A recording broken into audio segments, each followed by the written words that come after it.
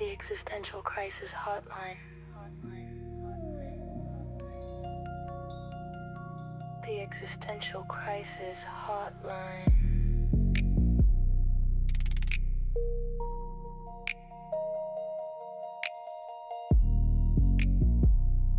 The Existential Crisis Hotline.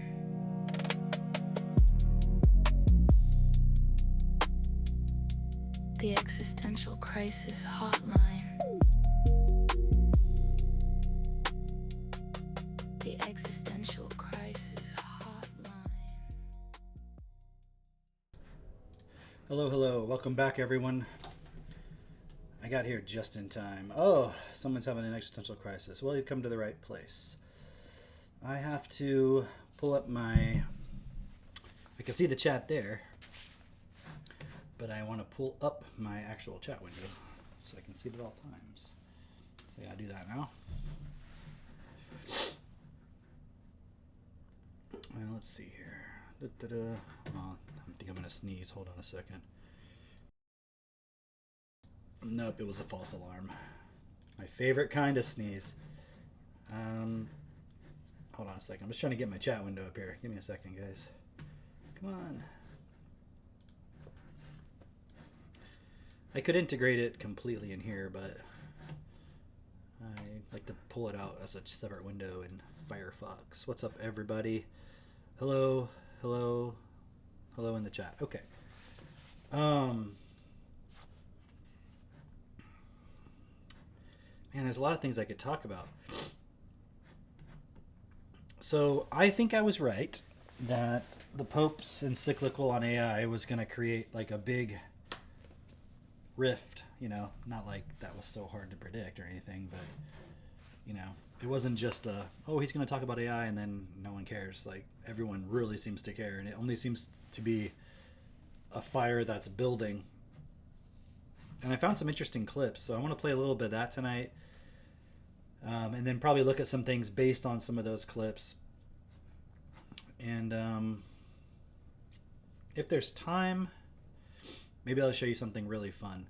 Because, okay, so you know that episode we did a couple nights ago where we did like the alien and all that?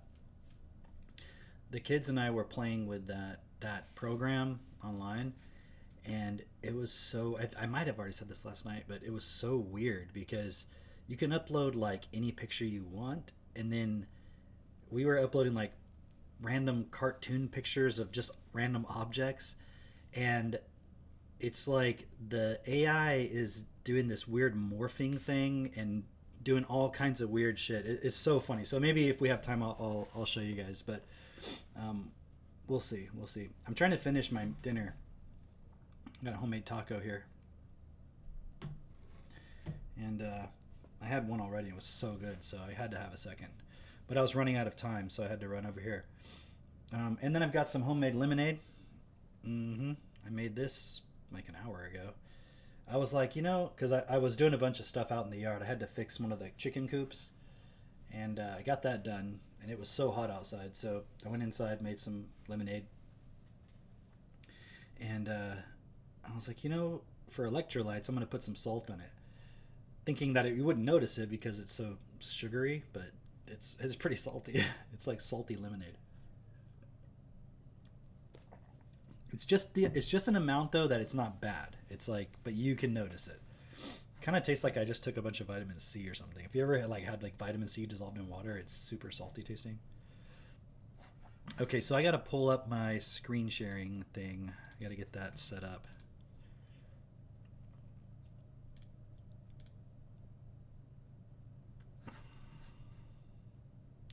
It's probably going to show the chat because I got to switch to something before I switch back. There we go. Okay.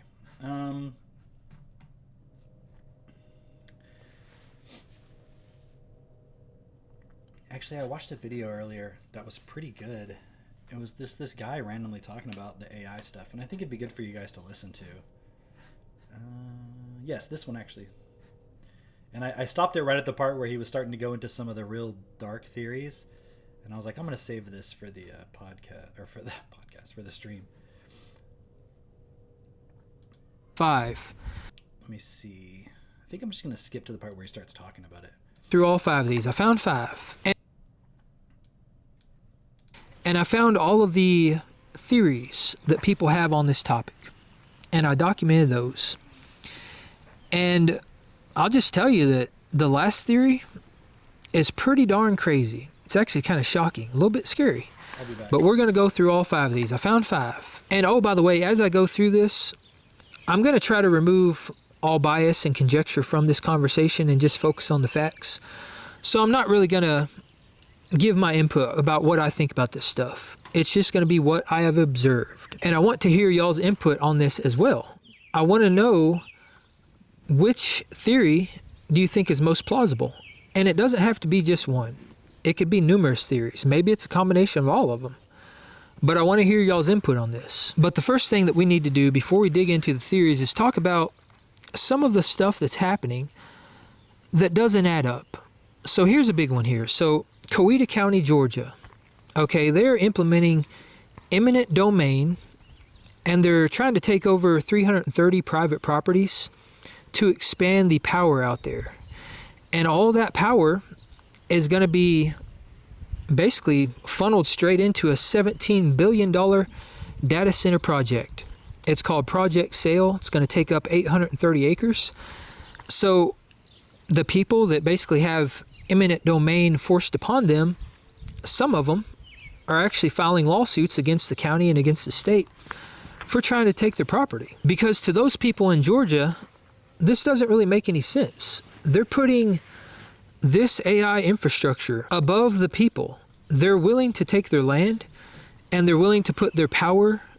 Wow, so crazy that government and companies don't really care about people. It's so surprising, so shocking, actually. Man. Just, I don't know. Just shocking. Really, really shocking. And their energy grids at risk to power this data center. It just doesn't add up for these people. It doesn't add up for a lot of people from what I'm finding. And there's another project that's happening. It's called, I don't know what this one's called, but it's happening at Lake Tahoe. And basically what's happening here is that NV Energy is now telling the residents of Lake Tahoe, there's about 49,000 of them, that they're going to have to find their own source of power. Because come, what is it, May 2027, they're going to stop providing 75% of all electricity, and they're going to basically redirect that to data center projects. Kind of sounds very similar to the thing happening in Coweta County, Georgia. And this one's kind of crazy because the energy prices for these people out there around Lake Tahoe has already risen 77% since 2022 because of AI infrastructure. Again, this is another one of those situations where the power grids are basically being stressed to the limit.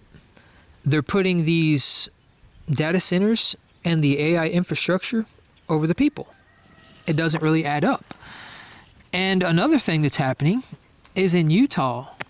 You might have heard this one, but in Utah, this was just recently announced. Kevin O'Leary from Shark Tank, Mr. Wonderful, all right, he just announced that they're going to be breaking ground on a 40,000 acre data center project. 40,000 acres. Now, when I first read this, I was like, there's no way this can be true. It has to be made up. People are getting the numbers wrong. Something's not right. But I did a lot of research into this, and it is actually 40,000 acres. That is 62 square miles, roughly the size of Washington, D.C. This is going to be a data center compound. And this apparently went to local jurisdiction there in Utah, and the people traveled from all over to protest this. But apparently the decision was already made before they even had the hearing, and they approved it. So it's going to happen. And this is going to use 9 gigawatts of power once it's totally done. Now keep in mind that the entire state of Utah, all infrastructure and all residences combined, only... What do you want to bet that those companies are like paying off the people on city council? That'd be pretty fucked up, but Wouldn't surprise me. And again, what does that show you? It's a money system. So I mean, if you're going to sit here and hold on to, you know, we can't have a system based on equality. Well, this is what you get. It uses 4 gigawatts a year. This is going to use 9. It is Okay, so this Kevin O'Leary thing, when he's describing the scale of it, like 40,000 acres, 9 gigawatts of energy, I was thinking, okay.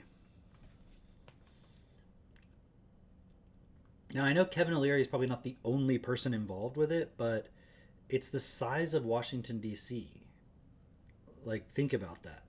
So what I was imagining there is that it's like these people are like, okay, we got to leverage all the money we can, and we've got to build these things so we can be like a king with like a sort of sovereign territory with an AI that's super powerful, so that we're like on top when everybody else goes to the bottom. And actually, I saw this David Sachs tweet that kind of makes my point. Let me see if I have it here. Is it this one? Yeah. If you're in around the administration, you're obligated to keep up the narrative that AI is creating jobs. Sounds like he's skeptical about the fact that it would be. If you're a Democrat or America First, America Only, you're obligated to spread the job destruction narrative. That's how AOC and Steve Bannon find themselves on the same team. If you're an independent thinker, you understand that we will have massive AI job displacement combined with profound abundance. Okay. Lower prices, shorter work weeks, and new jobs. This means extreme winners and losers, which will require thoughtful change management. Isn't that interesting? Massive AI job displacement combined with profound abundance. Shorter work weeks, new jobs, lower prices. Why would there be losers? Extreme winners and losers. Why would there be losers in that?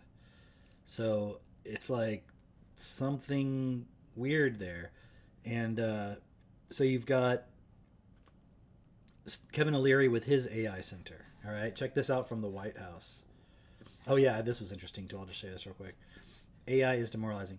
A Princeton professor says he kept wondering this semester while lecturing if his students would be better off learning from Claude.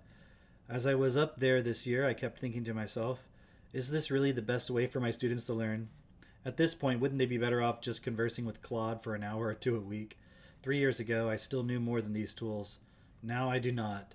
What was I anymore? Just a tired 41-year-old man with Claude haiku levels of understanding about China, armed with some old dad jokes and outdated cultural references. I ain't got nothing left, man. The AI already beat me. I already got defeated by AI, and it hasn't even taken over yet. One of the first casualties. Wow. Okay, so White House. Where's my keyboard? Oh, this is actually a really good spot for it. I don't normally put it here. I like this. Let's see. Where is the White House picture? I wonder if that was real. Maybe it was on Truth Social. I saw somebody saying Trump posted a White House thing, but it's not on here, so maybe it was fake. But it was a picture of like the roof of like the White House ballroom, you know, after it's constructed, with like drones all over it and like military and soldiers and stuff. So I don't know if he actually posted it or not, but when you start looking into this ballroom thing, there's going to be underground military facilities, research facilities, conference like meeting rooms and stuff. They're going to have a military hospital, and then the ballroom on top, which Trump said it's a shield for the lower levels, and then they're going to have drones and snipers like guarding it. And so that was the other one I saw. It was like this golden thing around the ballroom, and it said like the Golden Dome. So that's what got me thinking, like, okay, Kevin O'Leary building this giant Washington D.C. sized data center. Like, you think he's not going to go live there, you know? And then you got Trump building his ballroom with military facilities and who knows, maybe data center type stuff. And it really looks like the elite are. Well, it's kind of like they're like building castles, if that makes sense. Like, they're kind of like castles. They're going to be guarded by drones and robots. And what are they going to do with this AI? It's weird. It's real weird. I don't know if we're living in Hyperion or Otherland by Tad Williams.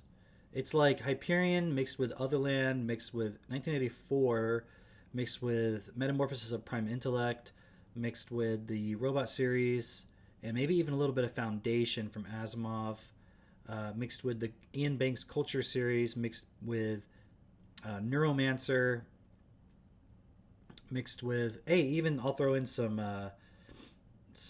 Ilium and Olympus while we're at it. Oh yeah, Katie said the.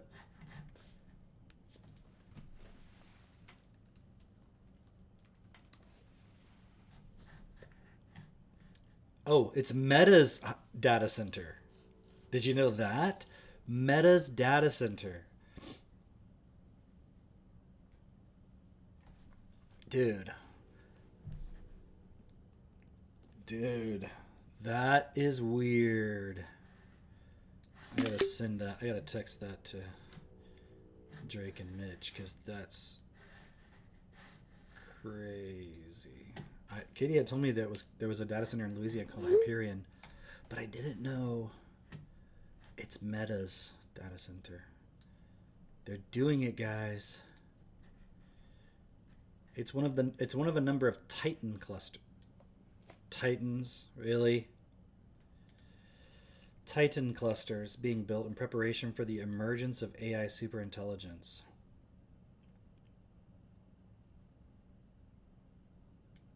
You know what I was thinking too, because I was reading some more. What's the book I'm reading? Daniel Suarez, Delta V, about the asteroid mining, and there's this part in the book where, like, they talk about the fact that the billionaire who's like doing the asteroid mining, he's kind of doing it in secret, and they don't want to tell anybody because, you know, they're afraid the government wouldn't let him do it. So he's like, we're going to do it, show that it works, and then everybody will thank me.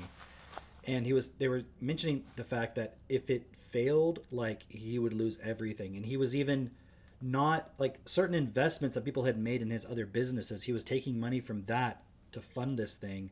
And they were starting to, like, be like, hey, where's our money? And he's like, I just need one more year, and then this will all pay off. And it's like, if it doesn't work, he's like totally wiped out. I think that's what these guys are doing right now. They're doing it with the whole economy.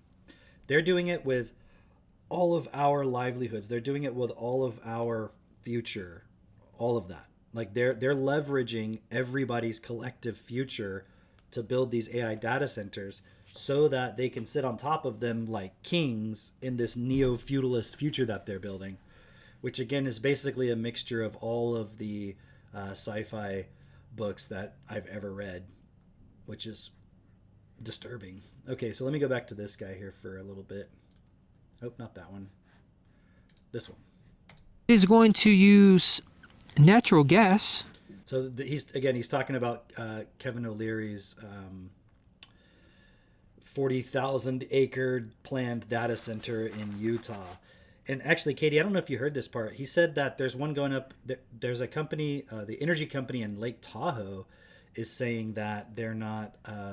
They're telling the residents in Lake Tahoe that they need to get their energy from somewhere else because they're redirecting like 90% of the energy. It's called like NV or something energy. They're redirecting it towards data center projects. Because we know people who have property in Lake Tahoe. So I was like, damn, that's crazy. And it's supposedly going to be emitting 35 million metric tons of carbon emissions every single year. The entire state only emits 55 million metric tons a year. So it's going to raise the state's emissions by 64%. That also doesn't really add up to people, because when you think about that, what have we been hearing? He's going to talk about climate change. And you might say, well, I always knew climate change was bullshit. Maybe so. Or maybe it's actually real, but it's not for the reasons they say, blah, blah, blah. Who knows? But consider from the perspective, since I was in first grade, I remember I lived in Austin, and I remember I was like, a first grader, and I remember my mom was watching TV, and it was like Al Gore or somebody, and they were talking about climate change. They don't call it climate change; they call it global warming. That's what it was called back then. And isn't it funny, because it was called global warming, and then later they called it climate change, and they said it might actually be like an ice age or something, but then they switched it back to like, yeah, everything's heating up. It's like so crazy. But yeah, since I was a little kid, so this is like in the early 90s, they're talking about climate change, climate change, climate change. And then there's this whole pushback against it, basically ever since Trump started to become popular in politics, of people saying like climate change is bullshit. And now they've basically abandoned it because all these data centers are going to pollute. Well, pollute maybe is the wrong word, but yeah, I guess you could call it pollution. They like put out a lot of CO2 or carbon or whatever. And so obviously that was all bullshit, or it's not and they don't care. But the one thing it tells you, okay, because the argument that I would see, that I'm imagining, is that the people who are pro data center construction are going to say, well, we knew climate change was bullshit this whole time. So even though people said it was a big deal, they were just lying to you. And I'm like, well, who was lying? Because you think about all the money that's being leveraged right now for building AI data centers. All of that money comes from somewhere. And it comes from the same groups and families and financial institutions that was pushing all of the climate change narrative in the first place. So it tells me they're willing to lie. Assuming that it's all bullshit, then that means they're willing to lie. So then why would we believe whatever narrative they're telling us about what the AI data centers are for, and it's going to make an abundant future and all this stuff? So why would you believe it then? Is there an ulterior motive happening here? For the last couple decades, climate change. We need to reduce global emissions.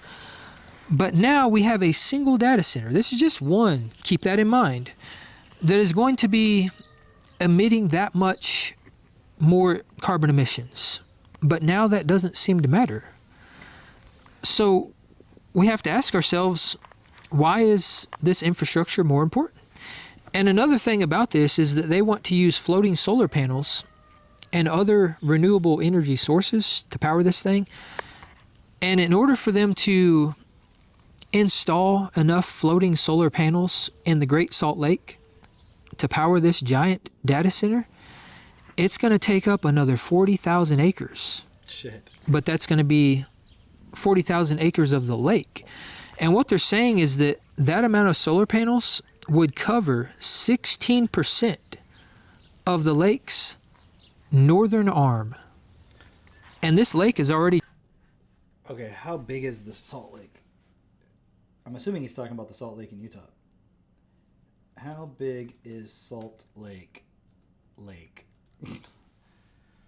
The Great Salt Lake. 75 miles long, 1,700 square miles. Great Salt Lake in acres. 15 million. Wait, no, that says acre feet. What is an acre foot? 246,000, 600,000 to 1.5 million acres. So 40,000 is still a pretty big percentage of the lake. I mean, it's not like, 0.1%. It's a relatively large percent. Let's do the math. 44 divided by 600 on the lower end. Oops, I wrote 6,000. Is 7%. So that's 7% in that sense. But he said 16% of the northern arm. So that's why you got that bigger number, because they're just talking about one part of it. But that's still 7% of the entire lake on the lower end. I don't know how they're estimating it to either be between 600,000 to 1.5 million. I don't understand why it's such a large. It's like I either have 10 bananas or I have 100. It's like, well, that's a pretty big difference. Well, I guess it's not the same factor, but whatever. You get my point. Oh, I guess it depends. Well, why would that really matter that much? The surface area is 620,000 acres, it says. In 1962. Oh, let's do a deep dive on the Great Salt Lake. In the early 1980s, it had a surface area of 1 million. Wow. That's crazy, actually. It only went up like, what is that? 212 minus 192. So it's only like 20 feet, which, you take that 20 feet and multiply it over a whole bunch. It's a lot. But that's crazy. It went from 600,000 acres to over, like, basically 1.5 million. Huh. Why is there such a large body of water in the middle of Utah?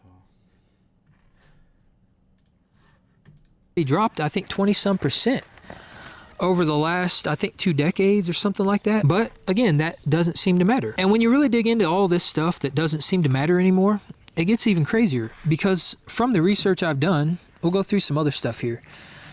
All right, so most of these data centers, and what I read was 80 to 90% of these data centers use water in some capacity. And when they use water, 80 to 90% of these data centers pull it from a water source. That could be a lake, a stream, a well, an underground aquifer. It doesn't really matter what the source is, but it's always going to be a natural source of water that these data centers pull from. Now, some of that gets recycled and it gets put back into the environment.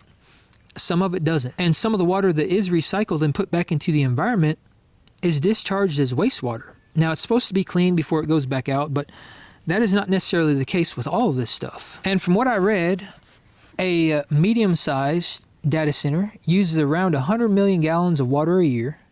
All right.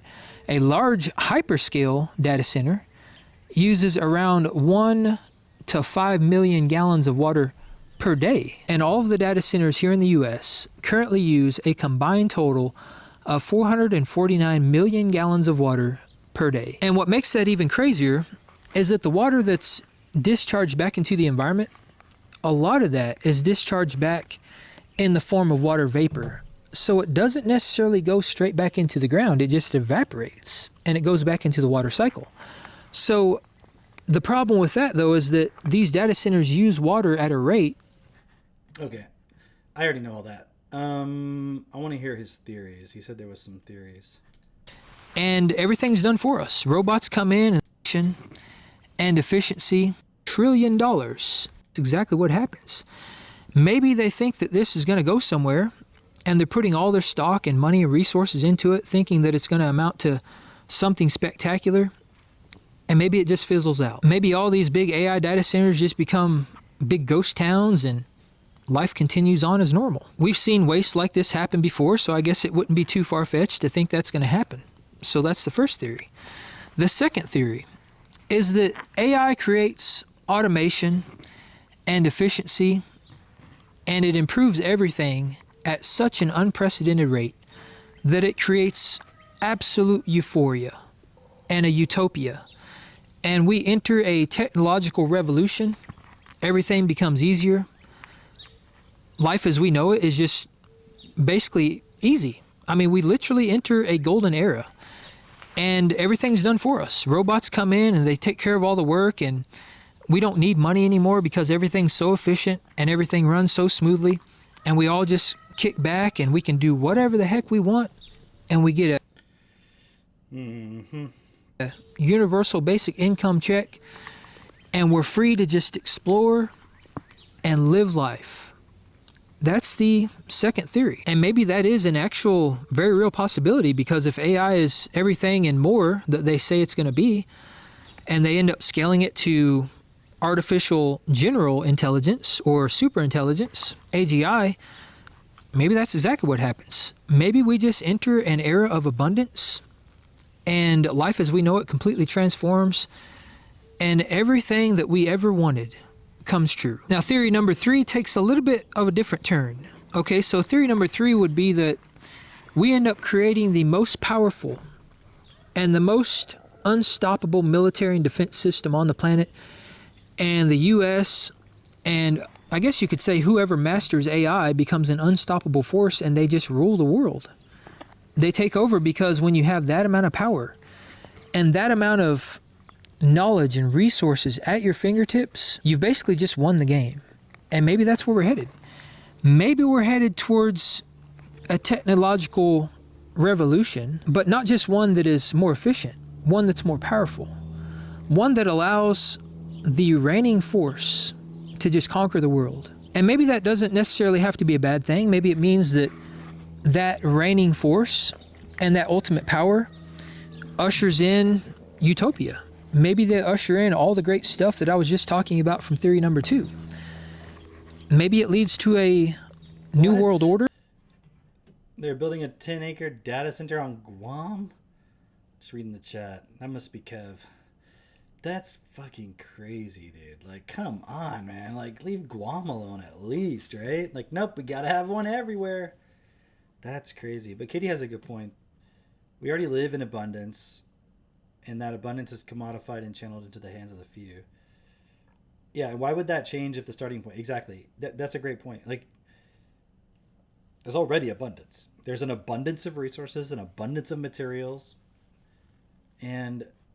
like what, human nature is now changed in this scenario somehow. There's no more conflict, there's no more fighting. Like all the psychological theories and everything just go out the window, and everyone's just happy.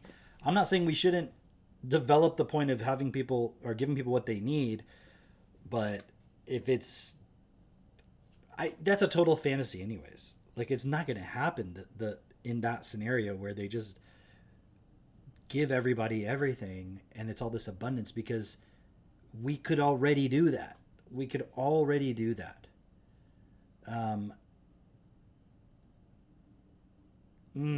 Yeah, I there's no way I can prove that. It's just like, you got to use your common sense. Is it going to suddenly change? There's not going to be any more corruption anymore. There's not going to be anyone trying to game that system and try to get power. Yeah, and which is to say it wouldn't be any different than before, except it's like now you have super intelligence, which can, well, I don't want to spoil his other theories, but, you know, it knows everything about you. It can influence you. It tracks everything you do. And, you know, everything just basically changes for the better. And maybe that ultimate power, finally, after all these years and all these decades, ushers in flying cars, zero gravity and robots, and all the cool stuff we've been promised for 50, 60 years. I guess that's a possibility. But theory number 4 takes another very sharp turn. And this one's a little bit more dystopian. This one is all about surveillance. Yeah, good point, Sandro. Like, we're going to be competing for the resources that the data centers want to use. And they use physical resources. So they're already... I already saw something, of course, I don't know if it's real or a rumor or whatever, but they're saying that the FBI is now creating a category called violent anti-tech extremists. And they're saying that because of the rise of AI, people are going to have anxiety, and then there's going to be like a new type of extremists who are anti-AI. They're already putting it out there because they're already seeing the pushback. And I really think, like I was saying, the Pope's encyclical, I think it just put fuel on the fire, and now it's like there's a lot more people talking about, there's a lot more anti-AI sentiment. It's pretty interesting. Maybe we'll go through some of those comments later. So the theory here is that AI is basically going to be used to usher in a surveillance state. Everything's going to be policed. It's going to be very dystopian, kind of like 1984. Our every move is going to be watched and controlled and dictated. They're going to move to the digital dollar, and the social credit system and the carbon credit system. And there's going to be all this AI technology integrated in our cars and our homes with smart meters and kill switches. And basically, we'll just be surrounded by technology. Maybe we'll even have technological implants.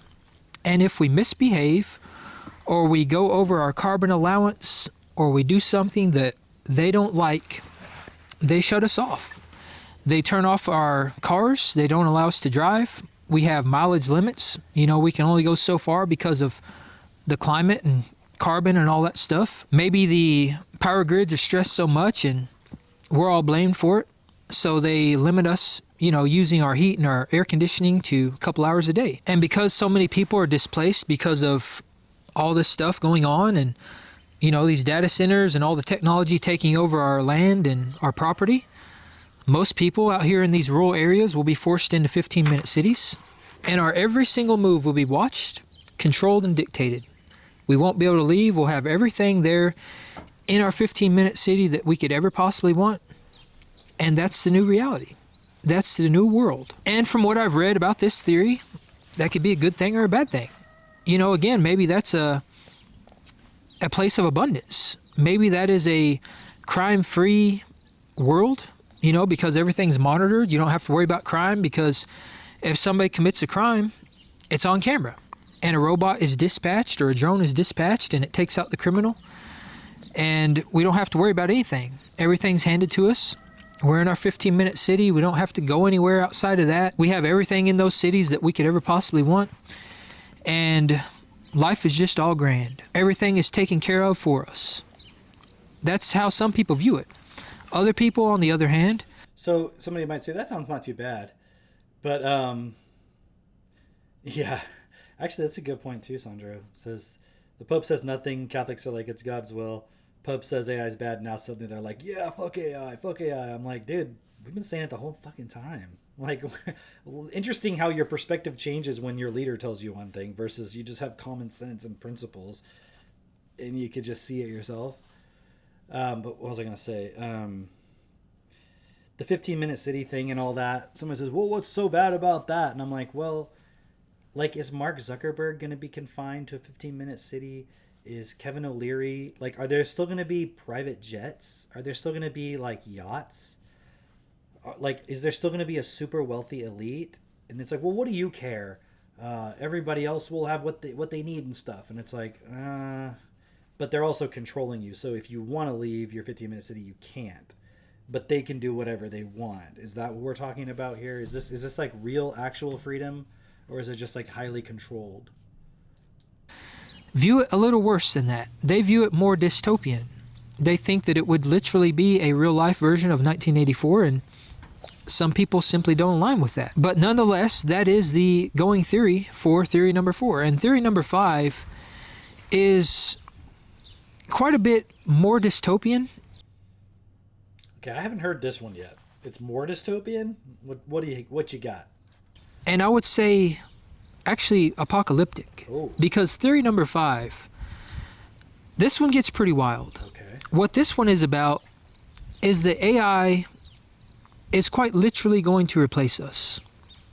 Not in the sense that it's going to force us out of our homes and our land and it's going to take our jobs away and do all the stuff that we would normally be doing. It's not going to replace us in that way. It is going to replace us because we quite literally won't be here.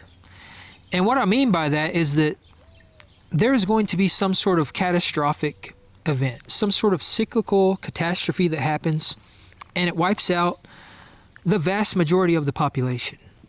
And the going theory here is that this is one of those things that happens ever so often and there's really nothing we can do about it. It's just the way the world works and it's kind of the luck of the draw. And when I really dove into this, I could see how that would be a possibility because there is evidence of that throughout our history of some sort of cyclical catastrophe basically wiping everything out and then it starting over and building back up, and that event, that process basically happens over and over and over. There's a lot of text and literature that points to this. The Bible is one of those things, and a lot of ancient texts from even Egypt and the Mayans, and I would say just about every civilization across the world.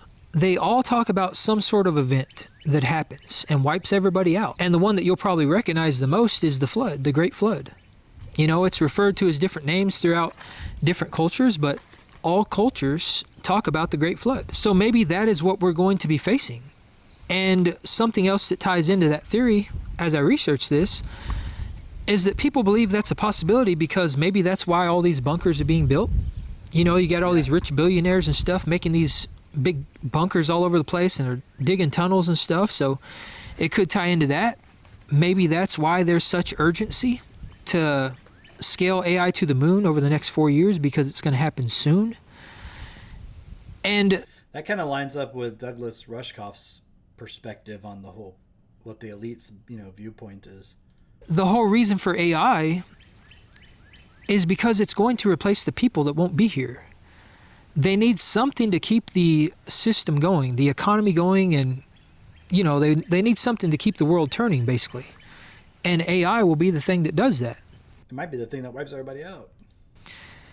And as you research this theory, it also kind of makes sense, because maybe that's why there's this big push for fake meat and fake food, and maybe that's why you've got planes flying over blocking out the sun, because maybe there's something actually happening that they're trying to protect the world from. Maybe that's also why they're diversifying AI and the infrastructure for AI so much, and they're putting it all around the world in all these different places, because they know that there's a very good chance that a lot of it's going to be wiped out. So the more they put out there and the more diverse they make the geographic locations, the better chance that this AI has of surviving. And maybe that's also why they don't care about displacing us right now. They're willing to put everything at risk and stress the grids and push the people out of their homes and use our natural resources and take over our farmland and use our water and, you know, all this stuff, and put carbon emissions into the atmosphere and all this stuff, because they know it doesn't matter. They know that it's all in vain, because something is going to happen, and it is imperative that this AI infrastructure is there so that they have something to keep the world going.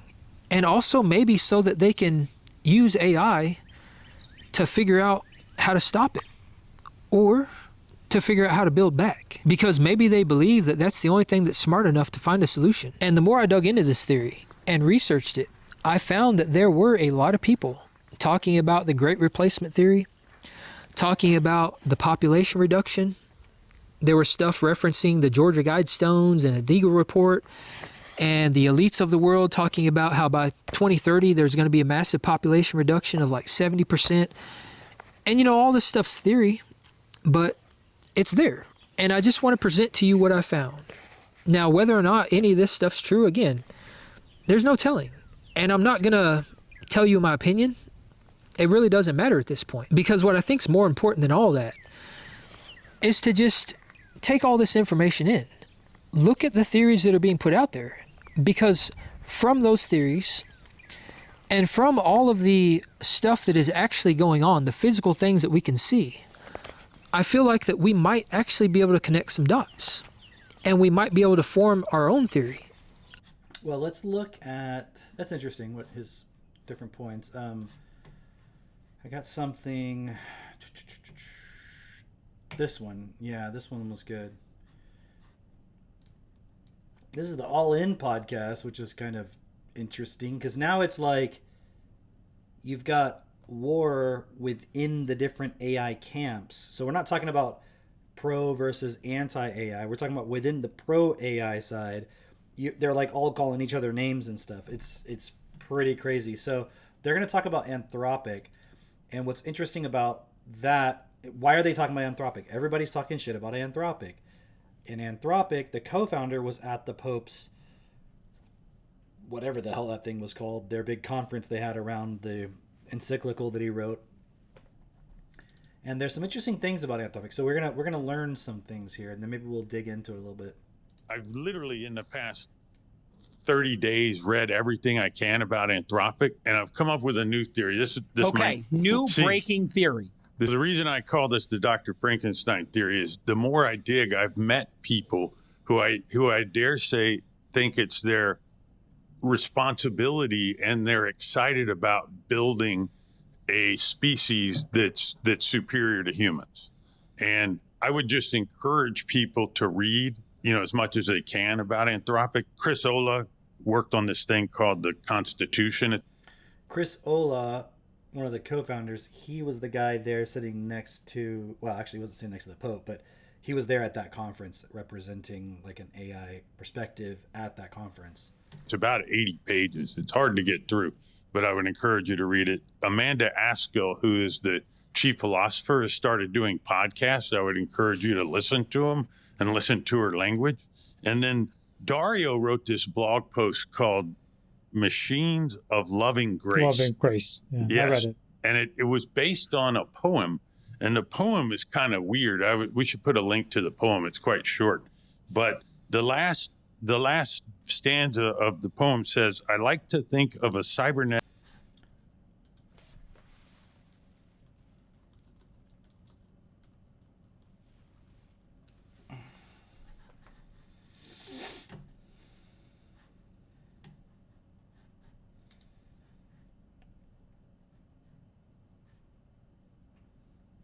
I think and talk a lot about the risks of powerful AI. The company I'm the CEO of, Anthropic, does a lot of research on how to reduce these risks. Because of this, people sometimes draw the conclusion that I'm a pessimist or doomer who thinks AI will be mostly bad or dangerous. I don't think that at all. In fact, one of my main reasons for focusing on risks is that they're the only thing standing between us and what I see as a fundamentally positive future. Which, as a general perspective, makes sense, right? I think that most people are underestimating just how radical the upside of AI could be, just as I think most people are underestimating how bad the risks could be. Okay.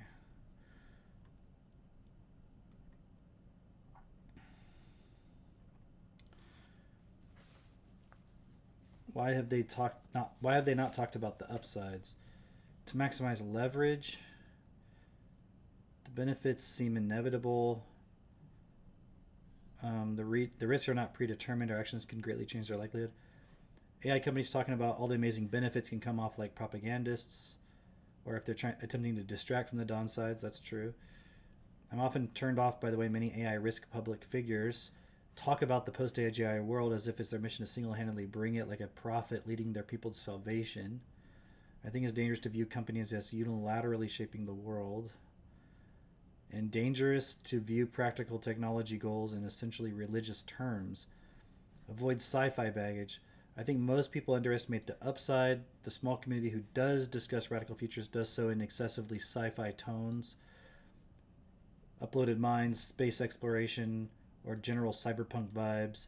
I think this causes people to take the claims less seriously and imbue them with a sort of unreality. I mean,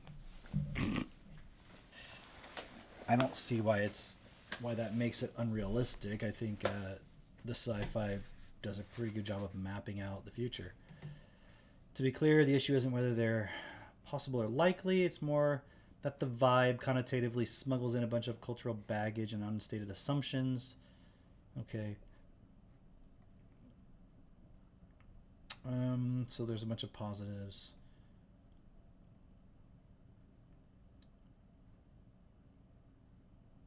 My predictions are going to be radical as judged by most standards, other than sci-fi singularity visions, but I mean them earnestly and sincerely, basic assumptions and framework. What if powerful AI will look like and when it will arrive? What powerful AI will look like and when it will arrive is a huge topic in itself. Okay, by powerful, in terms of pure intelligence, it's smarter than a Nobel Prize winner across most relevant fields. Biology, programming, math, engineering, writing. This means it can prove unsolved mathematical theorems, write good novels, write difficult code bases from scratch. In addition to just being a smart thing you talk to, it has all the interfaces, including text, audio, video, mouse and keyboard control, and internet access. It can engage in any actions, communications, or remote operations enabled by this interface, including taking action on the internet, taking or giving directions to humans, ordering materials, directing experiments, watching videos, making videos. It does these with a skill exceeding that of the most capable humans in the world. It does not just passively answer questions. Instead, it can be given tasks that take hours, days, or weeks to complete, and then goes off to do those autonomously in the way smart employees would. It does not have a physical embodiment other than living on a computer screen, but it can control existing physical tools, robots, laboratory equipment through a computer. In theory, it could even design robots or equipment for itself to use. Okay, all of this is making sense. The resources used to train the model can be repurposed to run millions of instances of it. That matches the projected cluster sizes by 2027. And the model can absorb information and generate actions at roughly 10 to 100 times human speed. It may be limited by the response time of the physical world or of software it interacts with. Each of these million copies can act independently on unrelated tasks, or if needed, can all work together in the same way humans would collaborate, perhaps with different subpopulations fine-tuned to be especially good at particular tasks. We could summarize this as a country of geniuses in a data center. Clearly, such an entity would be capable of solving very difficult problems very fast, but it is not trivial to figure out how fast. Two extreme positions both seem false. First, you might think that the world would be instantly transformed on the scale of seconds or days. Yeah, well, obviously that seems like an exaggeration. As superior intelligence builds on itself and solves every possible scientific, engineering, and operational task almost immediately. The problem with this is that there are real physical and practical limits. Okay? Even a new country of geniuses would hit up against these limits. Second, and conversely, you might believe that technological progress is saturated or rate limited by real-world data or by social factors, and that better than human intelligence will add very little. This seems equally implausible. I think of hundreds of scientific or even social problems where a large group of really smart people would drastically speed up progress, especially if they aren't limited to analysis and can make things happen in the real world. I think the truth is likely to be some messy admixture of these two extreme pictures. Economists often talk about factors of production, things like labor, land, and capital. The phrase marginal returns to labor, land, capital captures the idea that in a given situation, a given factor may or may not be the limiting one. For example, an Air Force needs both planes and pilots, and hiring more pilots doesn't help much if you're out of planes. I believe that in the AI age, we should be talking about the marginal returns to intelligence.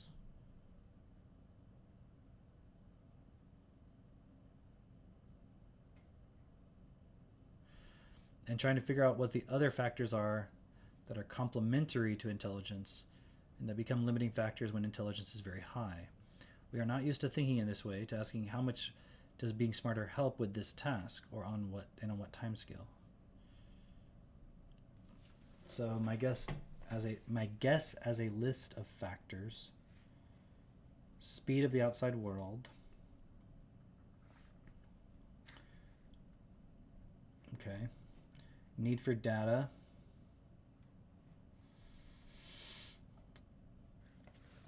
intrinsic complexity. Some things are inherently unpredictable or chaotic, and even the most powerful AI cannot predict or untangle them substantially better than a human or a computer today. For example, even incredibly powerful AI could predict only marginally further ahead in a chaotic system, such as the three-body problem in the general case, as compared to today's humans and computers. Constraints from humans. Many things cannot be done without breaking laws, harming humans, or messing up society. An aligned AI would not want to do these things. And if we have an unaligned AI, we're back to talking about risks. Well, I don't know how you align the AI.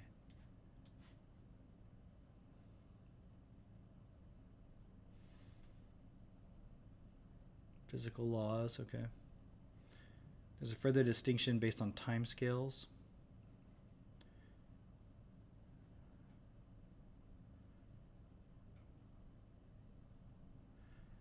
Okay.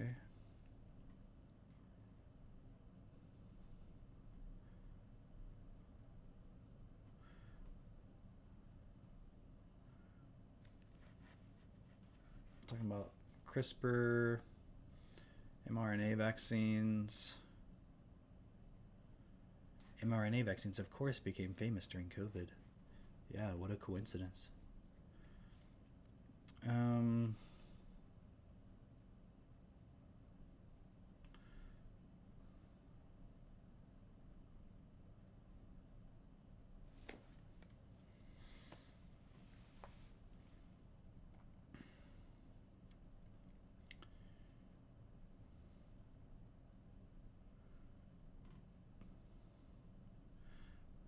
Okay, he's talking about the slowness of clinical trials.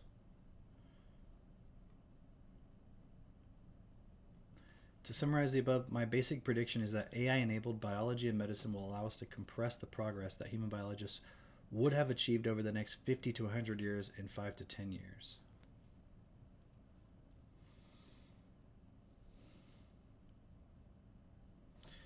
What if also, like, they are thinking that they can solve the problem of life extension using the advanced AIs?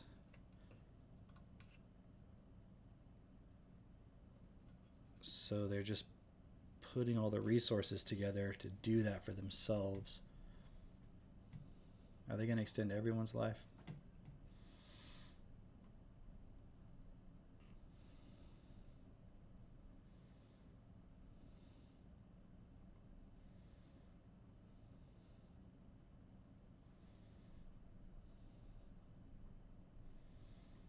Okay, biology.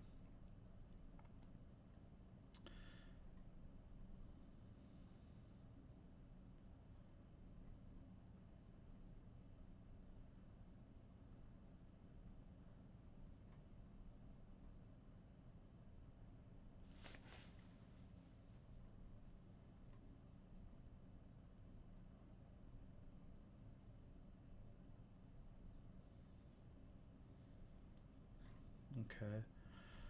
So neuroscience breakthroughs.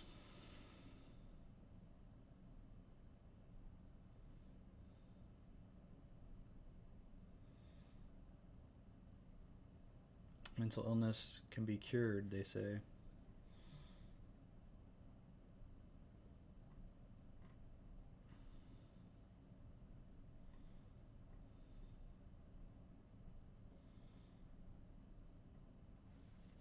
I think on the one hand, like, the AI could be really cool because you could use it in very targeted ways to solve very specific problems. It's just, I think it can get out of hand so easily. And I guess that's kind of what he's saying.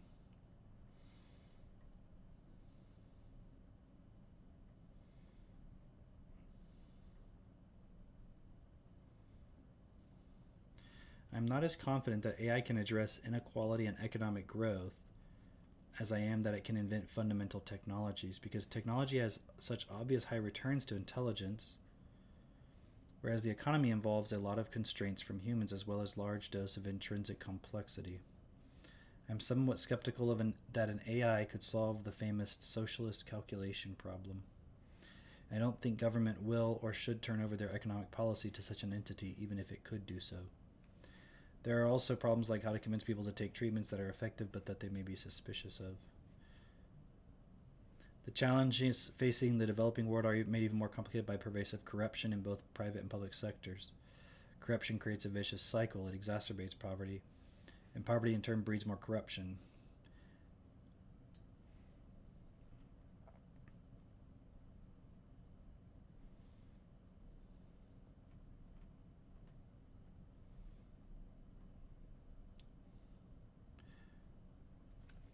Suppose that everything in the first three sections goes well. Disease, poverty, and inequality are significantly reduced, and the baseline of human experience is raised substantially. It does not follow that all major causes of human suffering are solved. Humans are still a threat to each other.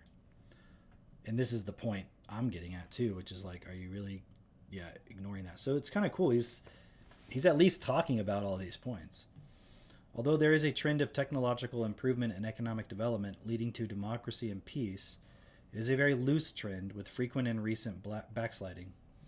At the dawn of the 20th century, people thought they had put war behind them, then came the two world wars. 30 years ago, Francis Fukuyama wrote about the end of history and final triumph of liberal democracy. That hasn't happened yet. 20 years ago, U.S. policymakers believed that free trade with China would cause it to liberalize as it became richer. That very much didn't happen, and we now seem headed for a second Cold War with a resurgent authoritarian bloc. And plausible theories suggest that internet technology may actually advantage authoritarianism, not democracy as initially believed. It seems important to try to understand how powerful AI will intersect with these issues of peace, democracy, and freedom. Unfortunately, I see no strong reason to believe AI will preferentially or structurally advance democracy and peace in the same way that I think it will structurally advance human health and alleviate poverty. Human conflict is adversarial, and AI can in principle help both the good guys and the bad guys. If anything, some structural factors seem worrying. AI seems likely to enable much better propaganda and surveillance, both major tools in the autocrat's toolkit. It's therefore up to us as individual actors to tilt things in the right direction. If we want AI to favor democracy and individual rights, we are going to have to fight for that outcome. I feel even more strongly about this than I do about international inequality. The triumph of liberal democracy and political stability is not guaranteed, perhaps not even likely, and will require great sacrifice and commitment on all of our parts, as it often has in the past. I think of this issue as having two parts: international conflict and the internal structure of nations. On the international side, it seems very important that democracies have the upper hand on the world stage when powerful AI is created. AI-powered authoritarianism seems too terrible to contemplate, so democracies need to be able to set the terms by which powerful AI is brought into the world, both to avoid being overpowered by authoritarians and to prevent human rights abuses within authoritarian countries.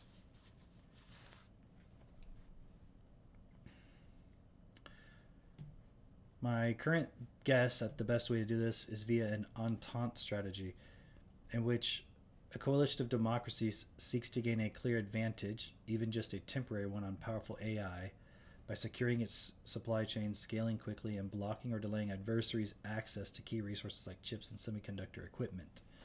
This coalition would, on one hand, use AI to achieve robust military superiority, while at the same time offering to distribute the benefits of powerful AI to a wider and wider group of countries in exchange for supporting the coalition's strategy to promote democracy.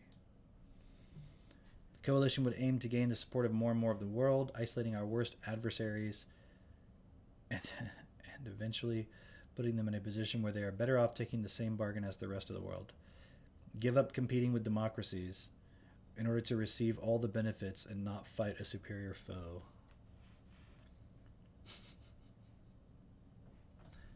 Isn't that kind of like acting like an authoritarian to the other countries? But it's in the name of democracy. I understand it's a realistic view.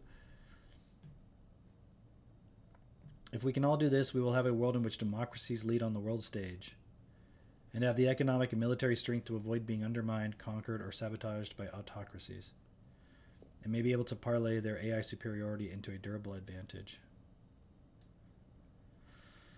Oh, man. It sounds good, but it's like, do we have a democracy right now, actually, in fact? Does any country, in fact? Even if all that goes well, it leaves the question of the fight between democracy and autocracy within each country, exactly. It's obviously hard to predict what will happen here. But I do have some optimism that given a global environment in which democracies control the most powerful AI, then AI may actually structurally favor democracy everywhere.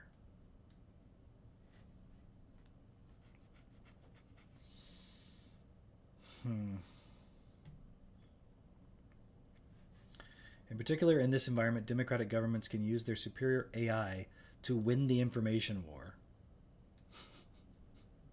They can counter-influence and propaganda operations by autocracies and may even be able to create a globally free information environment. Well, but doesn't that mean you have to police what people are saying? You have to determine whether what they're saying is true or not? By providing channels of information and AI services in a way that autocracies lack the technical ability to block or monitor. It probably isn't necessary to deliver propaganda, only to counter malicious attacks and unblock the free flow of information. Although not immediate, a level playing field like this stands a good chance of gradually tilting global... See, you know what the issue here is? It's like he's totally ignoring the reality of the people who have money in this world, as if it's just an authoritarian government versus democracy, as if even the democracies are not under the thumb of very large financially leveraged, financial entities like and groups and families and so forth. it's just like sort of this idealistic version of what a democratic country is right now.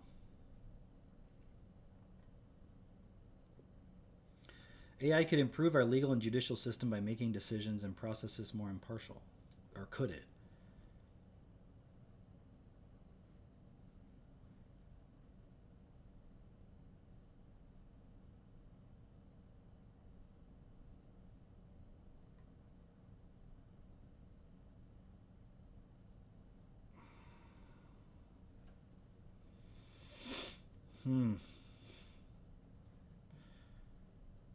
Interestingly, though, this is all obviously pretty inevitable.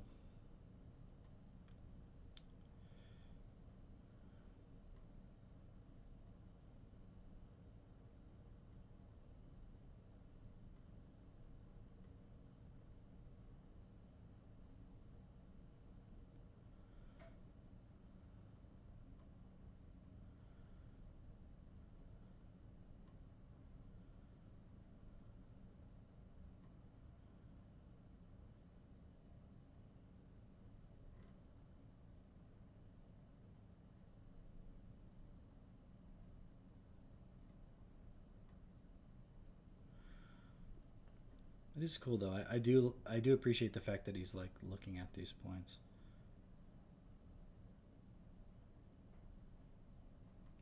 Oh look, he's referencing Ian Banks.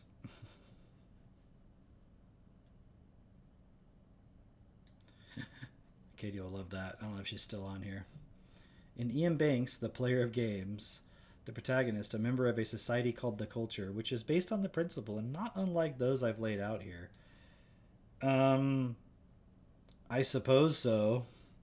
If you've read the book, it's a little weird. It's a little weird to say the least, but yes, okay. He travels to a repressive militaristic empire in which leadership is determined by competition in an intricate battle game. The game, however, is complex enough that a player's strategy within it tends to reflect their own political and philosophical outlook. The protagonist managed to defeat the emperor in the game, showing that his values, the culture's values, represent a winning strategy, even in a game designed by a society based on ruthless competition. Yeah, spoiler alert, sorry guys. I think the culture's values are a winning strategy because they are the sum of a million small decisions that have a clear moral force. And again, I still don't understand this. Like, I've read quite a few of the culture books. Katie's read quite a few more than I have. And it's always like, where's the part that they actually have real, actual values? It's such a weird...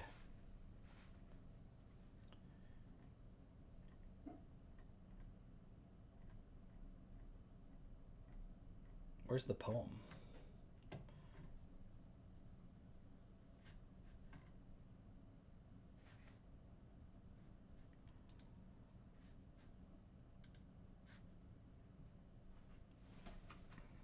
Who wrote this poem? I like to think, and the sooner the better, of a cybernetic meadow where mammals and computers live together in mutually programming harmony like pure water touching clear sky. I like to think right now, please, of a cybernetic forest filled with pines and electronics where deer stroll peacefully past computers as if they were flowers with spinning blossoms. I like to think, it has to be, of a cybernetic ecology where we are free of our labors and joined back to nature, returned to our mammal brothers and sisters, and all watched over by machines of loving grace. I like how they give us a whole breakdown here. Who wrote this? Richard Brodigan.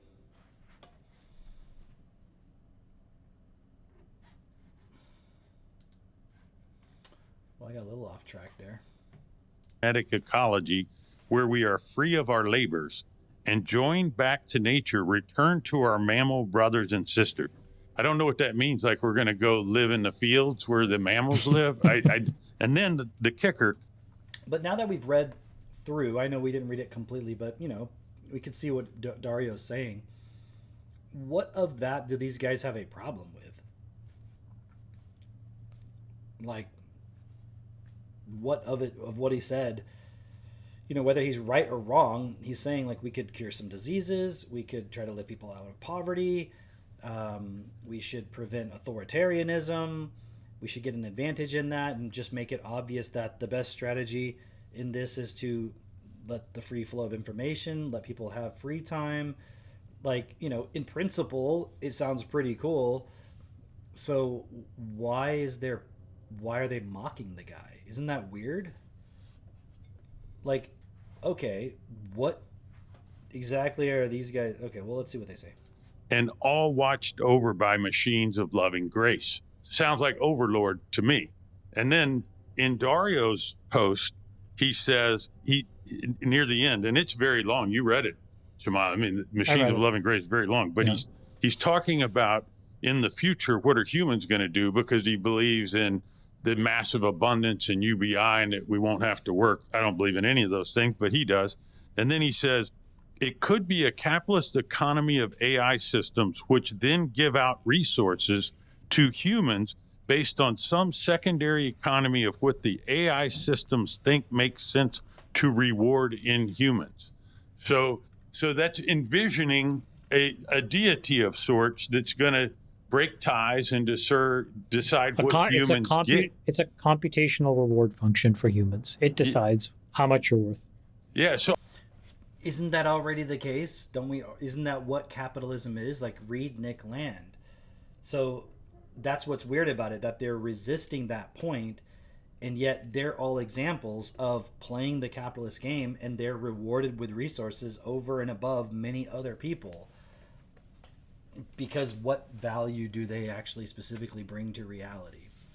So that it's I mean, I'm not like pro a computer telling everybody what to do. That's not what I'm saying. But what exactly are they arguing against? Because they participate in capitalism. They just like the way it's set up now.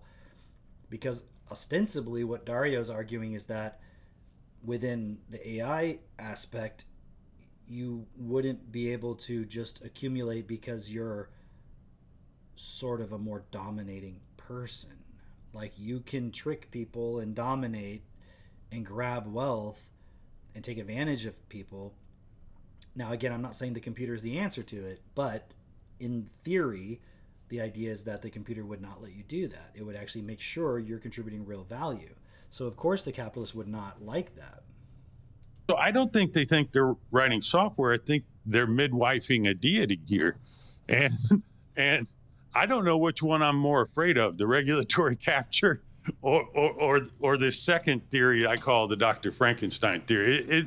It's more scary to me, I think, the second thing. These are delusions of grandeur. Let's call it what it is. They believe that they are so intelligent. I know some of these folks, the Burning Man sort of offshoot of it, transhumanism, they believe that they're so powerful, these individuals, that they can create God. And that by creating God, they are like this Prometheus kind of species. It literally is the ultimate level of narcissism and delusion of grandeur to think you can create God. I agree with what Jason's saying.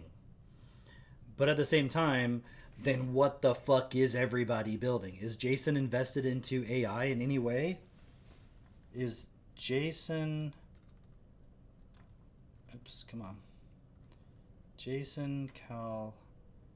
How do you spell it? Canis invested in AI. Yes. Invest actively in AI startups.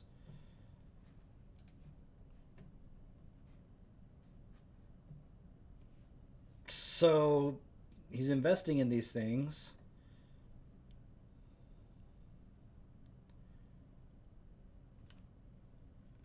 AI workflow, applications built on LLMs.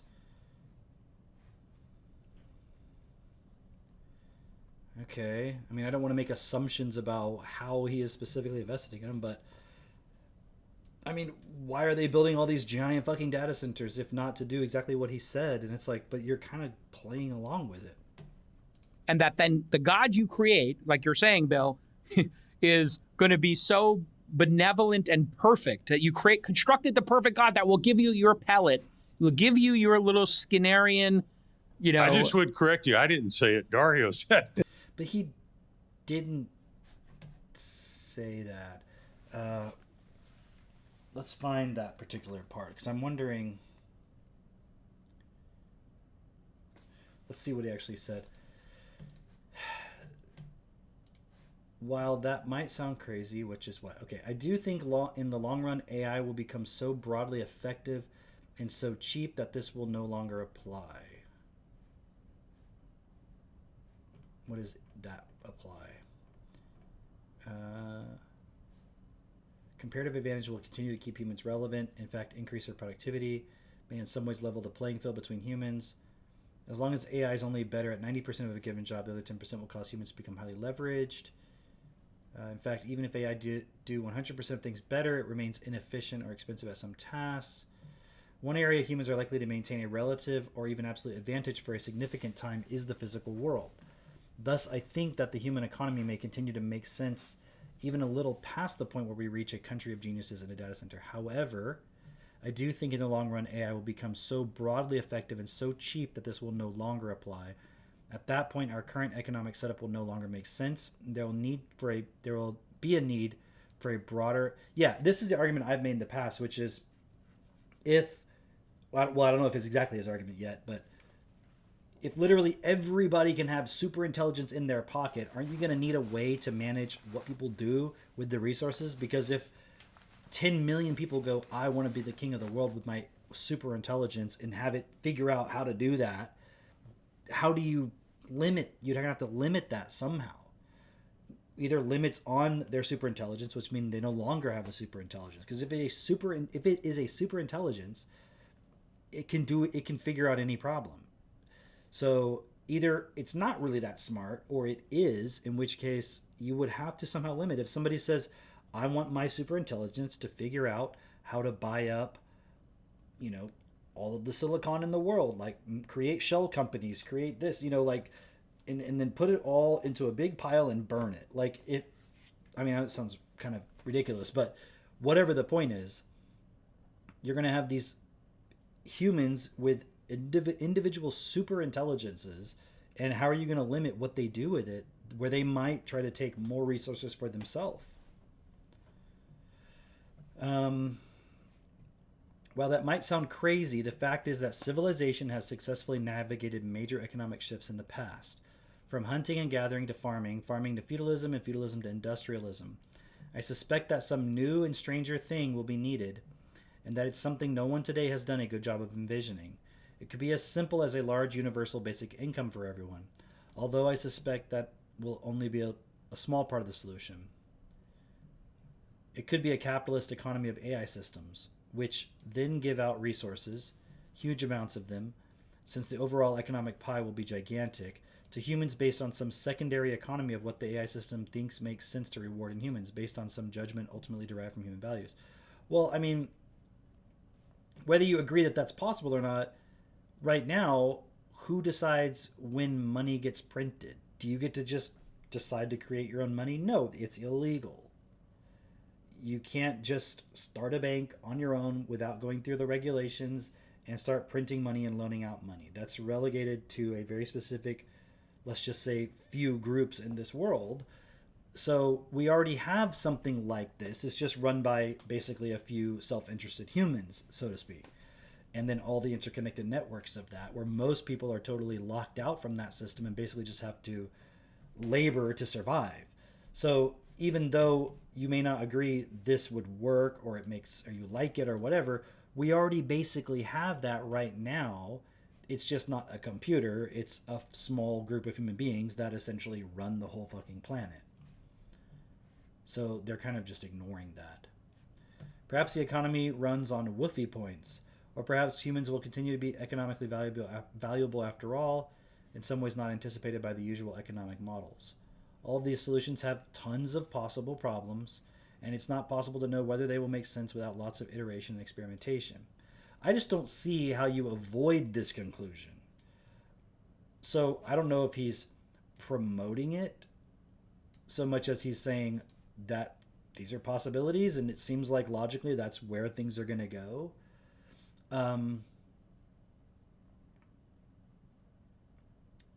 Yeah, so it's almost like this. It's almost okay, here's what it is. Like the Pope, like I talked about before, he's seeing the rise of essentially a new god A new God meaning all of this AI surveillance feedback system. It's like the ultimate propaganda tool, like Dario is talking about. And from the Pope's perspective, well, I'm not saying him personally, but from the perspective of religion, they want everybody focused on God, because then you adhere to the religion, because you can't go to get to God without them. So then they have a lot of followers, which gives them a big chunk of the economic pie to play with and buy real estate and have control and basically have their own economy, essentially. So they have their God, and then they're seeing a new God come up, because that God can then get into the pockets of every one of their believers through like devices and so forth. So if all of the Catholics, for example, start using AI, and the AI starts persuading them that God doesn't exist or whatever, then they're going to lose a bunch of followers potentially to, you know, the technology God. So it's like the old God fighting the rise of this new God, Thucydides' trap, that kind of thing. But then also it's like the people who want to bring AI into the world as sort of the God are also fighting against another old God, which is the capitalists, which have the genetic and educational advantage to know how to play in the system. They know how to leverage debt. They know how to create debt. They know how to play that game, network, and so forth. So they get this huge advantage in the world. So they can live in ways that most people would want to but don't have access to. And then now here comes another God going, you know, maybe we'll just decide in a different way who gets what. And they don't like that because they're already on the winning side. So that's kind of what I see is really going on here. It's no different than, it's ironic because the Pope had Anthropic people at that event, and then these guys are talking shit about Anthropic, but it's like they're all different versions of God arguing about another version of God, and none of it comes down to individual self-responsibility, actual equality. It's just everybody fighting. It's like when you benefit from a system, you don't want it to change. That's why the Pope doesn't want things to go a different way. That's why people like Jason Calacanis, who I don't know personally, obviously, but the capitalist type people, they don't want things to change because then they don't have the advantage anymore. Right. But to your point of like just taking them at their word, they actually believe that they can create God and that they'll create a God so good that it's better than humanity. Yeah. It is also fucked up. That's pretty funny. I've literally in the past. Let's see, what else do we got here? We saw that already. Let's see if there's anything else. Just checking my notes.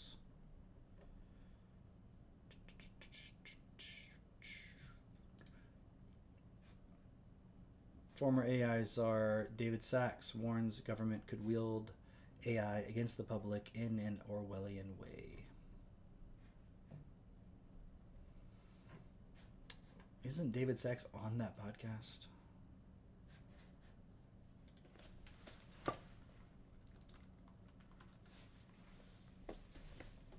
Who is on? Yeah, David Sachs. He's definitely in there. He's one of those other guys. He wasn't saying anything. So how do you respond to Dario's points, though? It's like they don't really want to engage the actual discussion. I don't necessarily agree on all the points with Dario, but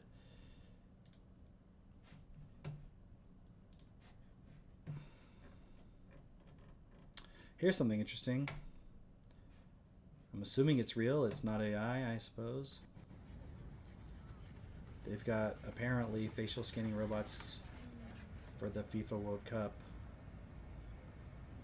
in Dallas, here in Texas. So are they going to use the World Cup to get everybody comfortable with these things?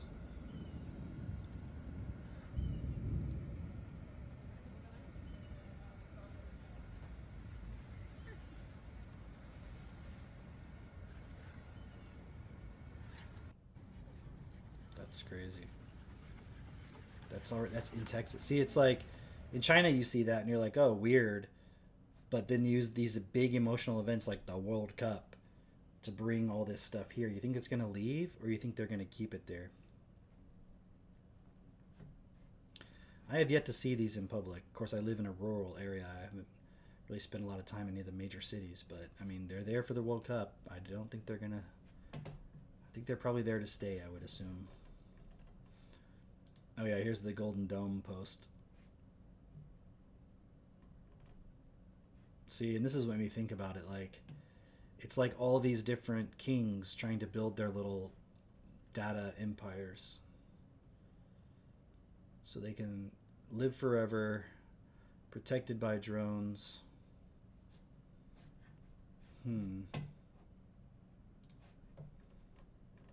It's all very, very weird.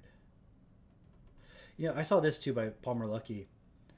It was a response. Somebody said, American citizens should be able to speak English. This shouldn't be controversial. Why do the people who constantly call America a melting pot get mad when the melting pot is mentioned?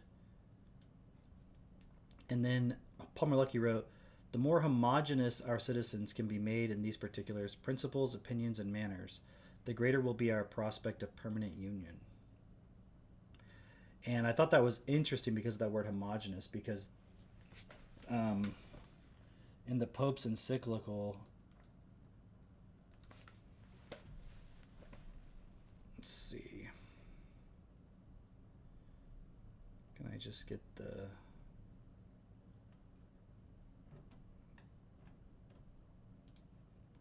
Can we get the most newest one? Here we go.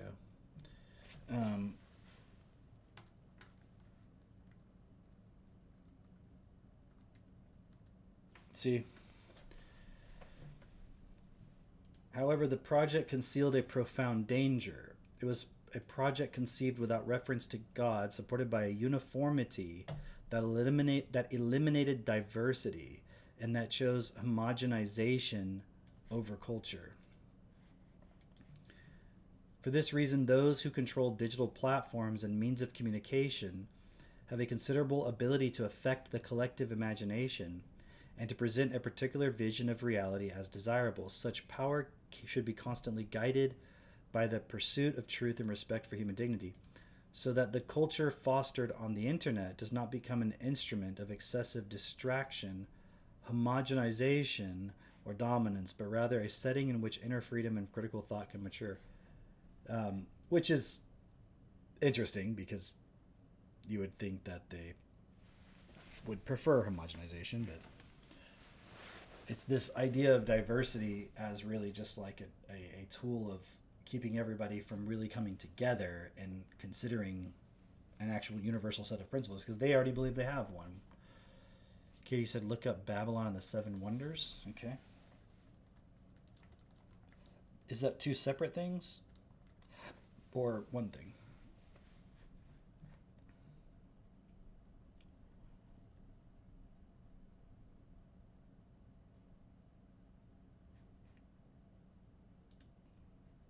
What do you want me to look up specifically?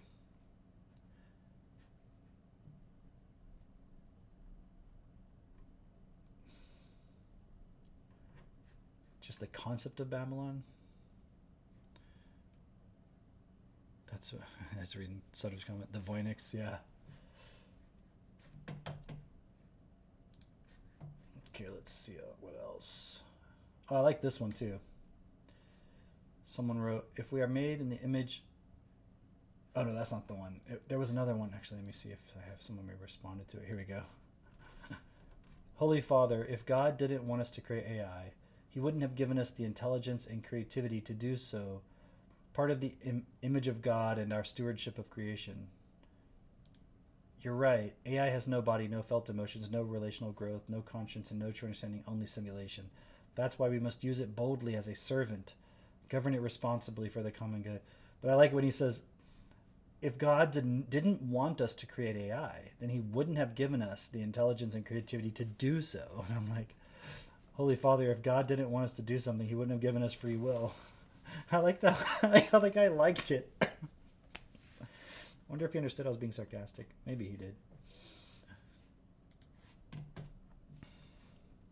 The description of the gardens? Oh, just want to look at that.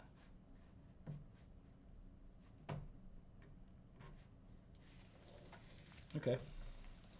Hanging Gardens of Babylon. One of the seven wonders. Remarkable feat of engineering with an ascending series of tiered gardens containing a wide variety of trees, shrubs, and vines. Resembling a large green mountain.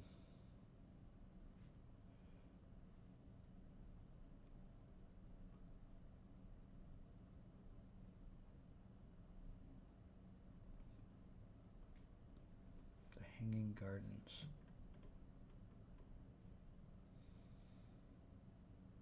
In this palace he erected very high walls, supported by stone pillars, and by painting what was called a pensile paradise, and replenishing it with all sorts of trees, he rendered the prospect of an exact resemblance of a mountainous country.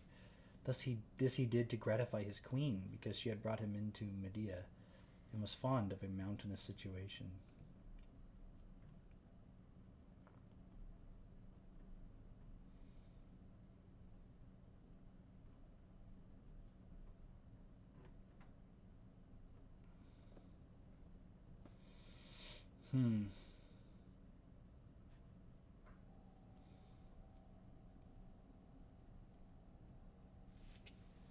Oh, it has the Tower of Babel in the background. Look at that. It's got the Tower of Babel back there.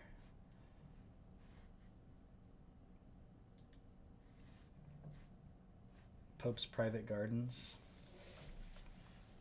Vatican private gardens. Why do they have private gardens? A 57-acre botanical oasis covering over half of Vatican City? What? I didn't know about this. Whoa.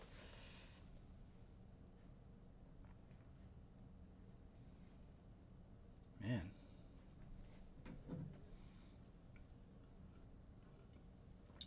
I feel sorry for the Pope having to look at that all day.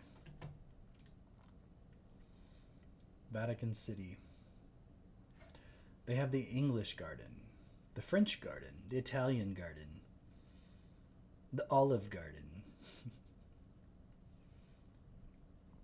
What else do they got? The Square Garden. It's a courtyard, the courtyard of the library. Looks like they got some tennis courts over here, maybe. Why do they need so many gardens? American Garden. A heliport. They've got a helicopter landing pad over here. I see. They're going to build an anthropic data center under the St. Peter's Basilica. Art gallery. All right. Well, let me keep looking at these pictures, and then we'll look at what's in the art gallery. Okay.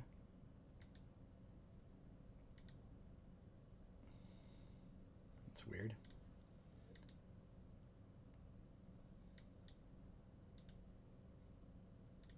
I thought that was Trump at first. I don't know why it kind of looks like Trump for some reason. What's all these damn... Whoa.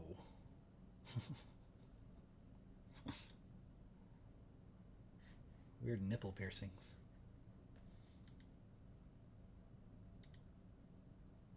That's creepy as hell. Look at that. Look at that. That reminds me of the Pirates of the Caribbean ride in Disney World.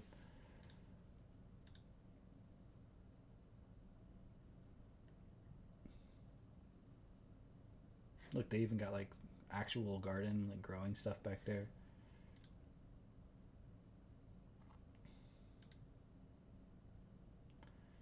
Crop circles. Jeez. They have to maintain all of that too.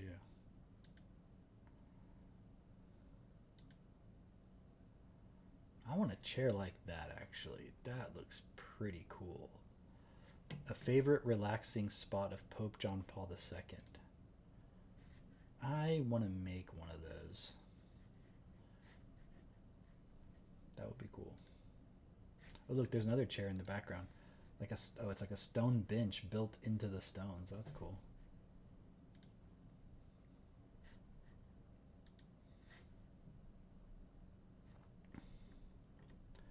The garden covers 57 acres. The gardens were established during the Renaissance and Baroque era, are decorated with fountains and sculptures.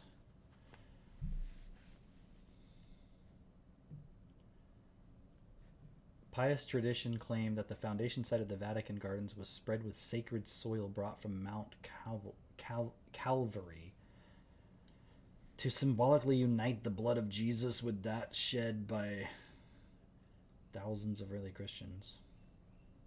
They loved their blood rituals.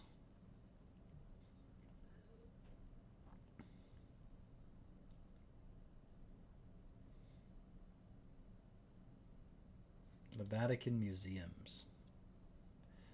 The museum contains roughly 70,000 works, which 20,000 are on display, employs 640 people who work in 40 different administrative, scholarly, and restoration departments. There are 24 galleries or rooms in total.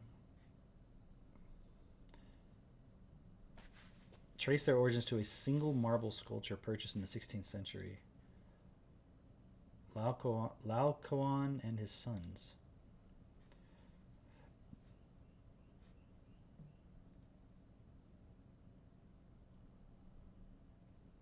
The prototypical icon of human agony. Unlike the agony often portrayed in Christian art, the suffering here suggests neither redemption nor reward. The agony is conveyed through the contorted facial expressions, particularly Laocoon's bulging eyebrows, which were noted by so-and-so as physiologically impossible. These expressions are mirrored in the struggling bodies, especially Laocoon's, with every part of his body shown straining. They were like, can we... What is that? Oh, a snake? That okay, so this is the first piece of artwork purchased by the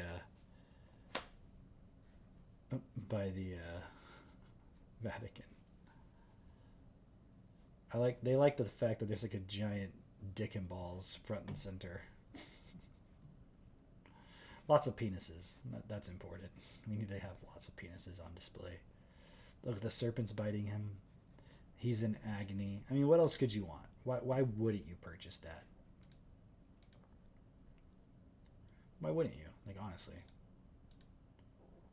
Here's another one. Also weird. The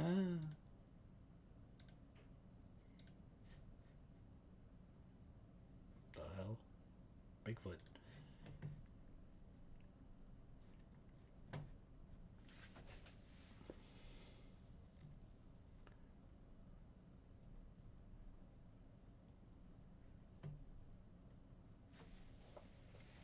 Collection of modern religious art.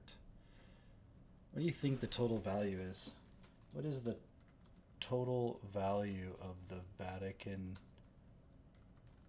Art Collection?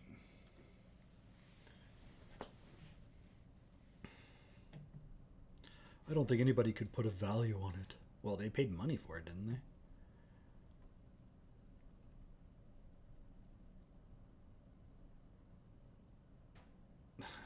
The wealth of the Vatican is more of a myth than reality. The operating budget is a little under 300 million.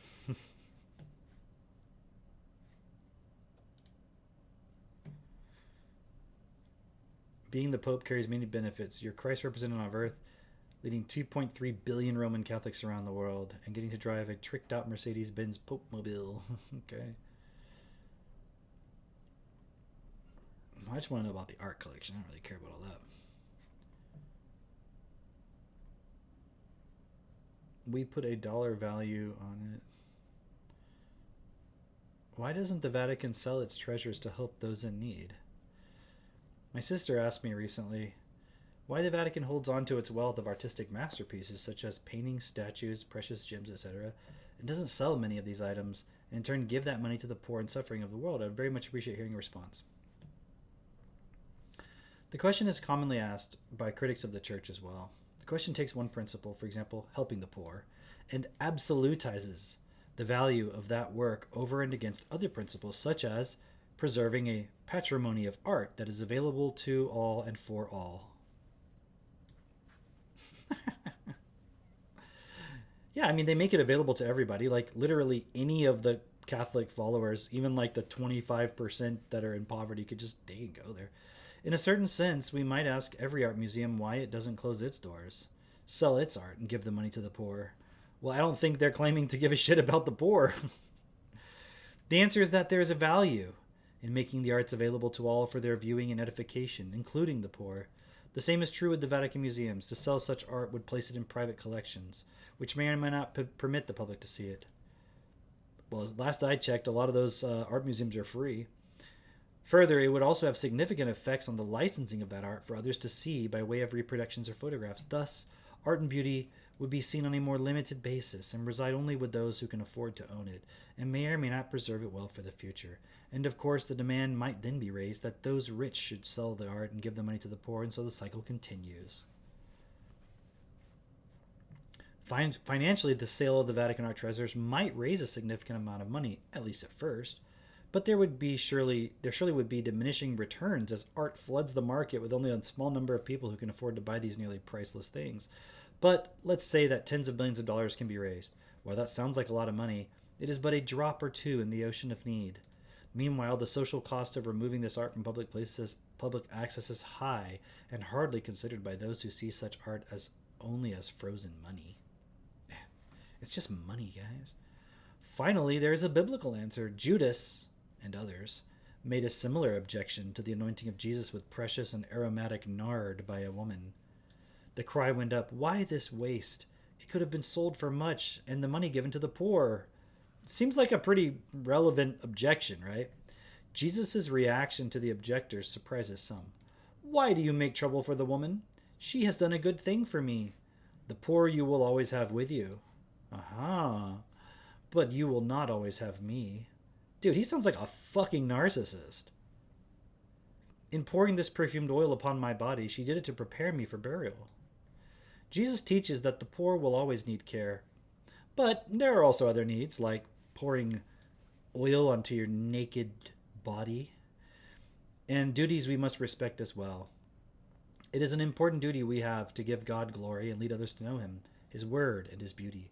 Art is one way this is done, in conjunction with architecture and the sacred liturgy. Blah, blah, blah, blah, blah. She replied, "The poor love beautiful churches too." Oh, St. Teresa of Calcutta was once asked why the church builds expensive churches and other structures when the poor have need. She replied that the poor love beautiful churches too. You know what else they love? Being able to eat. Oh, fuck. I wasn't even showing you guys the screen. Damn. That sucks. Well, you could hear me, though. For some reason, the tab, jumped out of the... This is what I was looking at. I don't know why it wasn't on the screen. That was annoying. But yeah, so there you go, guys. They don't need to do it because, it would only be $30 billion and, or $10 billion. And there's more important things than people being in poverty. But okay. But why was this the first piece of art they purchased? That's not Christian art. That's some Greek art. Greek or Roman, I guess. It's Italian, but it's basically Greek mythology. The main Roman writer on art. The sculpture depicts the Trojan priest Leucon and his sons Antiphantes and Thymbrius being attacked by sea serpents.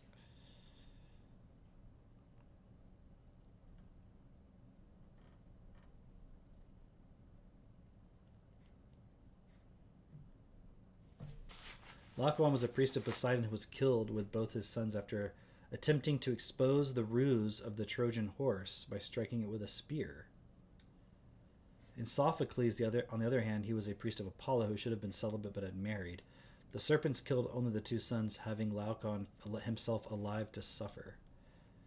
In other versions, he was killed for having had sex with his wife in the temple of Poseidon, or simply making a sacrifice in the temple with his wife present. Why are they celebrating this? Yeah, exactly. You know, that's a good point in the chat. You know, if they gave all their if they sold all their art and gave the money to the poor, how could poor people come and view these beautiful penises? They would just be locked up.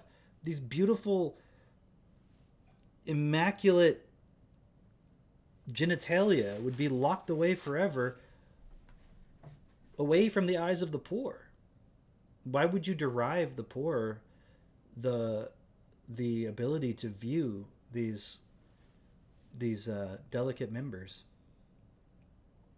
I like how they don't have hands. They're missing hands, but penis intact.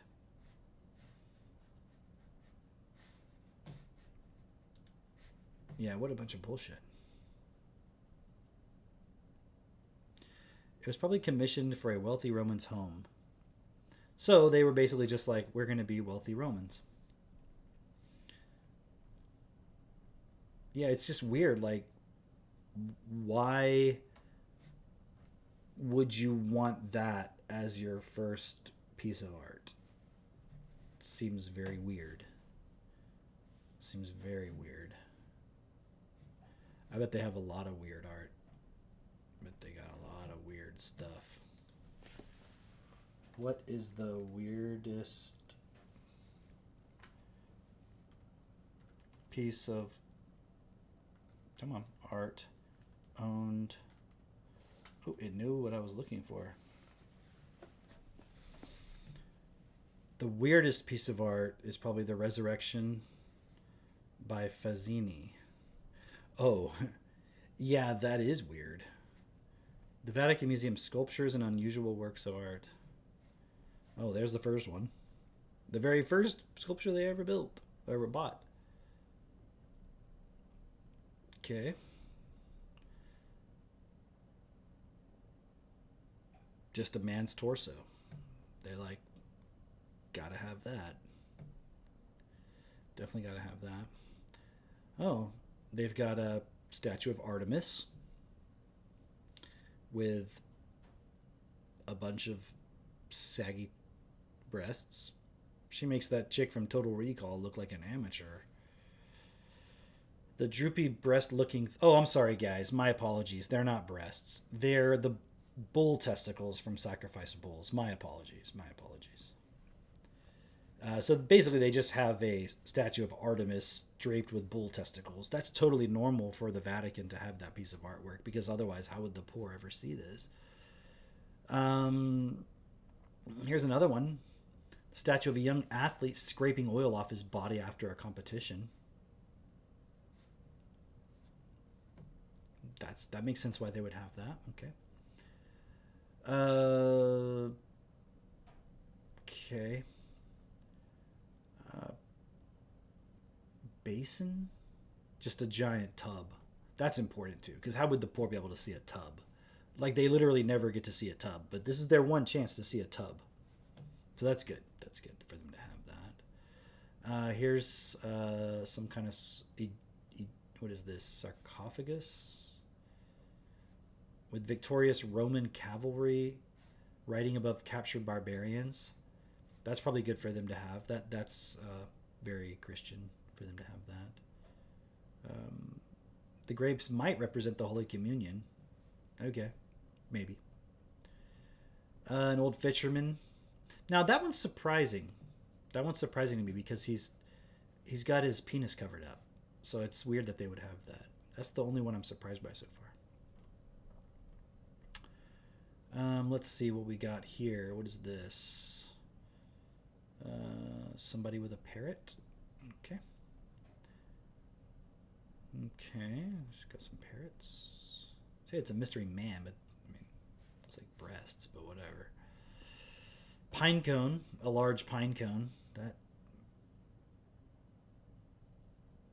That's important with peacocks. That is a cool staircase. They've got a giant carriage, four-wheeled gold carriage, which was built for the Pope Leo the 12th. It's wood covered with painted gold. So that's what the Pope used to ride around in back in the day. That was the original Pope mobile. so. Yeah. Why don't they sell all of their stuff and give it to the poor? Like, well, we've got to ride around in a gold-covered Pope mobile. Here's another one of the Pope's cars, I guess, or it was donated to them. Okay.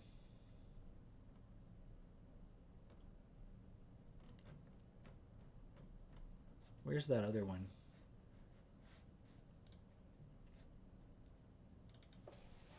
Fazzini Resurrection. Let's look at it. Oh, it's from the Vatican Museum website.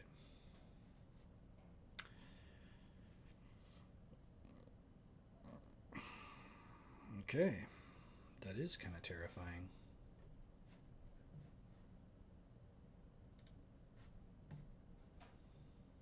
Oh, they've got some Van Gogh in there. That's not a Van Gogh, but that looks like it might be.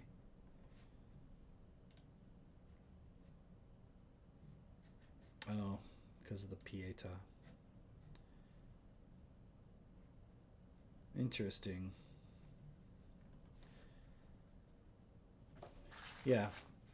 All right. I think I've belabored this point, but that is pretty crazy, actually. The coordination that it takes to run that and maintain it.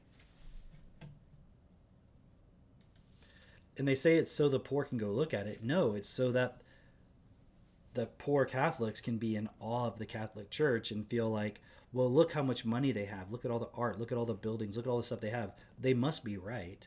God must be on their side. So maybe God is real. Maybe God is forgiving me. Maybe I will resurrect when I die. That's the whole point of it. It's like the same reason like a company gets really big, beautiful offices and stuff so they can recruit people. That's the only reason. And they probably like it too. All right. Enough bullshitting. I will see you guys again at the same time, same place. Not tomorrow though, because tomorrow's Sunday. It's a day off from the stream. But I'll see you guys back here on Monday, 8:30 p.m. In the meantime, have a good night, and I'll see you then.